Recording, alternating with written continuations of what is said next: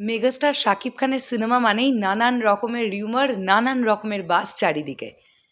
কারণ মেগাস্টারকে নিয়ে বাজ হবে, তার অভিনীত সিনেমা নিয়ে বাজ হবে, এটাই খুব স্বাভাবিক। এই যে রিউমার বা বাসটা আবার আজকে সোশ্যাল মিডিয়ায় দেখলাম বেশ নাড়াচাড়া দিয়ে উঠল, যেটা স্ক্রিনশট আমি প্রোভাইড করছি। এখানে তোমরা দেখতে পাচ্ছ লেখা আছে যে প্রসেনজিৎ চট্টোপাধ্যায় প্রিন্স সিনেমায় অভিনয় করতে চলেছেন। এই ধরনের একটা রিউমার একদম প্রথম দিকে উঠেছিল, তারপরে কোথায় যেন হারিয়ে গিয়েছিল। আবারও যে মোমেন্টে জানতে পারা যাচ্ছে যে প্রিন্স টিম ইন্ডিয়ায় শ্যুট করবে, আবারও এই সুন্দর করে একটা রিউমার লোকের চোখের সামনে আসছে যে প্রসেনজিৎ চ্যাটার্জি ভিলেন এই সিনেমার। বন্ধুরা, আমার কাছে যে তথ্য আছে সেটা তোমাদের সঙ্গে শেয়ার করতে চাই। কারণ প্রিন্স সিনেমার যিনি ভিলেন হতে যাচ্ছেন তিনি বলিউডের কাজ করা একজন মানুষ, এবং এমনভাবেই প্রিন্স টিম তাকে কাস্ট করেছে যাকে পারফেক্ট লাগবে ওই ক্যারেক্টারটাতে। যখন প্রিন্স দেখবে তখন তোমরা বুঝতে পারবে। এখন প্রশ্নটা হচ্ছে, তাহলে কেন প্রসেনজিৎ চ্যাটার্জির নামটা বারবার করে এলো? আমাদের কাছে অন্দরমহলের খবর আছে প্রসেনজিৎ চ্যাটার্জির সঙ্গে সত্যিই যোগাযোগ করা হয়েছিল প্রিন্স টিমের তরফ থেকে, এবং কথাবার্তা প্রাথমিক পর্যায়ে কিছুটা হলেও এগিয়েছিল। তারপরে যে কোনো কারণে ব্যাটে বলে না মেলার জন্য ফাইনালি প্রসেনজিৎ চ্যাটার্জি প্রিন্স সিনেমার সঙ্গে আর থাকতে পারেননি।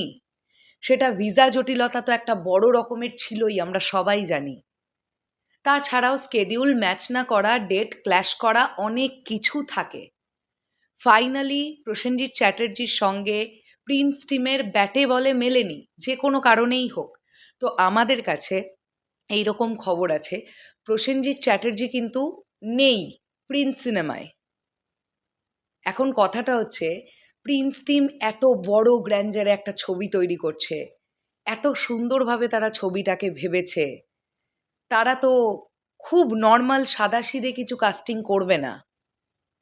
তারা তো খুব ভেবে চিন্তেই কাস্টিংগুলো করছে। কাজেই আমার মনে হয় প্রিন্স টিমের ওপরে আমাদের প্রত্যেকের আস্থা রাখা উচিত।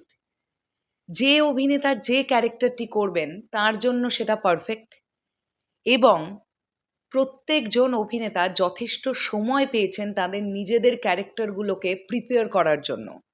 কাজেই প্রত্যেকের ক্যারেক্টার সুন্দরভাবে প্লে করছেন, এমনটাই খবর উঠে আসছে। আর একটা কথা বলি, হ্যাঁ, এটা একদম ঠিক, যদি প্রসেনজিৎ চ্যাটার্জিকে আমরা দেখতে পেতাম প্রিন্সে, আমরা অনেকেই বিশাল আনন্দিত হতাম। কারণ এই ফ্রেমটা আমরা এর আগে কখনো পাইনি, যে মেগাস্টার শাকিব খান এবং মেগাস্টার প্রসেনজিৎ চ্যাটার্জি। হবে ভবিষ্যতে কোনো না কোনো সিনেমার ক্ষেত্রে, নিশ্চয়ই হবে, এটা নিয়ে কোনো চাপই নেই। আর একটা কথা বলি, যে সিনেমায় মেগাস্টার শাকিব খান নায়ক, সেই সিনেমায় ফারাকি পড়ে না নায়িকাকে হচ্ছে, এটা আসল কথা। ওই মানুষটার নামে লোকজন সিনেমা দেখতে যায়, ওই মানুষটাকে বড় পর্দায় এনজয় করতে লোকজন সিনেমা দেখতে যায়। তো যেখানে নায়িকা নিয়েই কোনো ফারাক পড়ে না, সেখানে ভিলেন নিয়ে এত বেশি চিন্তা করার কিছু নেই।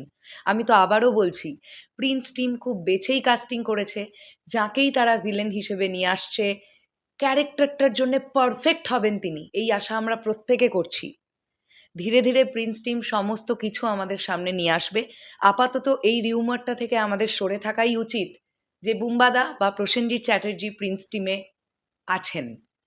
আমার মনে হয় তোমরা অনেকেই তো আছো যারা একটা ছবি দেখেই হয়তো মানসিকভাবে ভাবতে শুরু করো। তাদের জন্য আমি এই ভিডিওটা স্পেশালি তৈরি করে দিলাম, আমার কাছে যে ইনফরমেশন আছে। ওকে, শেষ করলাম ভিডিওটা, আসছি আবার খুব শিগগিরই। তাহলে এখনের জন্যে টাটা।